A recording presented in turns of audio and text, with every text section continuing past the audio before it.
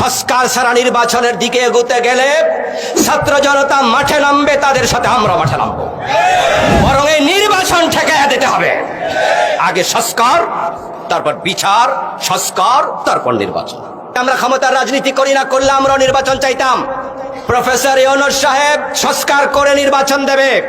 এই সংস্কারের প্রয়োজন যদি 1 বছর হয় 1 বছর সময় আমরা দেব, 2 বছর হলে 2 বছর দেব, কম বেশি যা লাগে দেব, কিন্তু সংস্কার না করে কোনো নির্বাচন মেনে নেওয়া হবে না। ছাত্র জনতার পক্ষ থেকে অলরেডি দাবি উঠেছে, সংস্কার ব্যতীত নির্বাচন নয়। আমরা ক্ষমতার রাজনীতি করতে আসিনি। আমরা চাই এমন একটি দেশ যেটা আমাদের বেলাল ভাই বলেছেন, সবাই কথা বলতে চায়, স্বাধীনতা চায়। মনের কথা কেন বলতে পারবে না? আওয়ামী লীগ এখন কেন রাজনীতি করতে পারছে না? কারণ তারা মানুষকে রাজনীতি করতে দেয়নি।